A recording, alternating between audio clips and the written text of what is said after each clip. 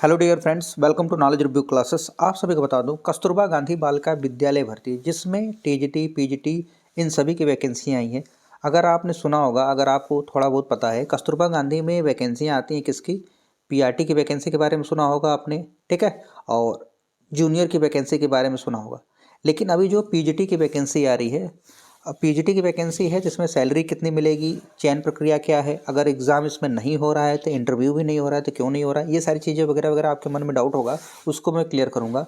Form कैसे भरना है, कहाँ से भरना है, ये सारी चीज़ें मैं हर एक वीडियो में बताता हूँ, ठीक है। कस्तूरबा गांधी की जितनी भी वैकेंसी आई हैं, यूपी के 75 जिले, कोई ज़रूरी नहीं कि केवल यूपी में ही वैकेंसियाँ आएँ।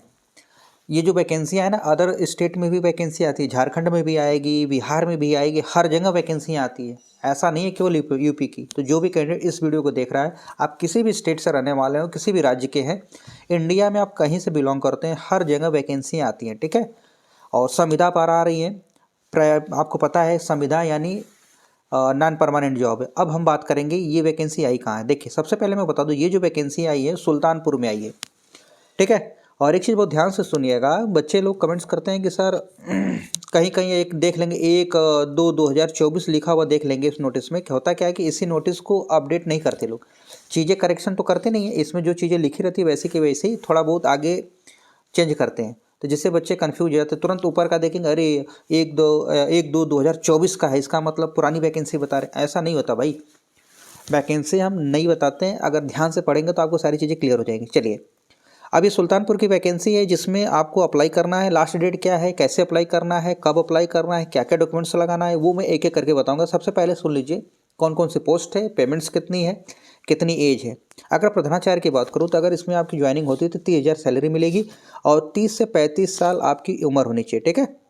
अब 30 से 35 साल कब से कब कैलकुलेट करने के लिए बोला? देखिए, उम्र कैलकुलेट करने का एक पैरामीटर होता है, मतलब बेस होता है। इस तारीख से लेकर इस तारीख को फिक्स किया जाता है। जैसे 1 अप्रैल 2024 को फिक्स कर दिया इन्होंने।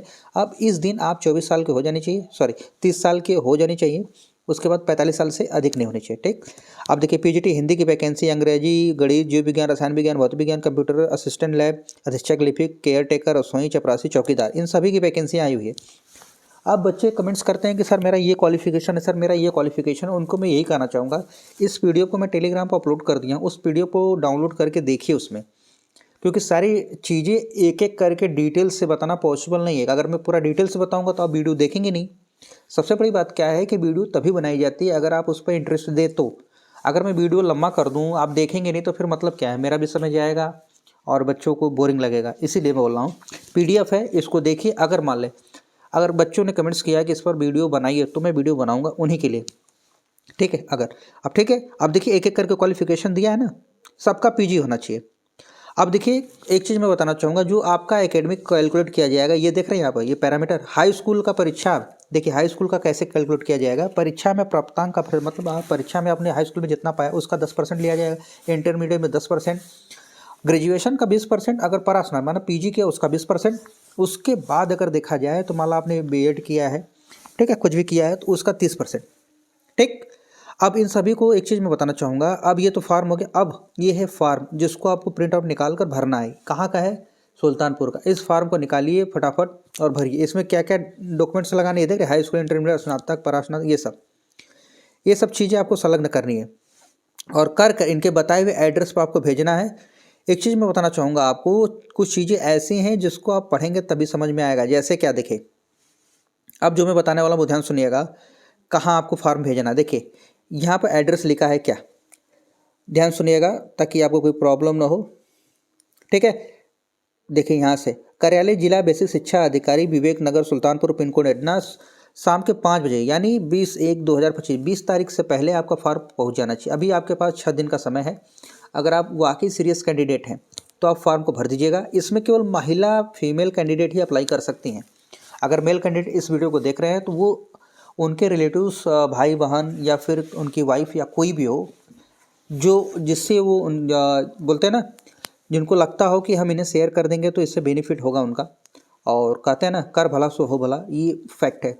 ओल्ड इज़ गोल्ड, जो पहले के लोग कहे हैं वो चीज़ें आज भी विद्यमान है। कितना भी चीज़ें बदल जाए, जो चीज़ें हैं सो है। सोना सोना ही रहेगा, सोने की कीमत कभी कम हो ही नहीं सकती, ठीक है ना। पहले से लेके आज तक, भूत से भविष्य, फ्यूचर, जब भी रहेगा सोना सोना ही रहेगा, उसकी कीमत ही रहेगी। समझ रहे हैं ना? जब तक कोई नया एलिमेंट्स इससे कॉस्टली डिस्कवर नहीं हो जाता, जो कहते हैं ना जिसमें लोगों की इंटरेस्ट हो।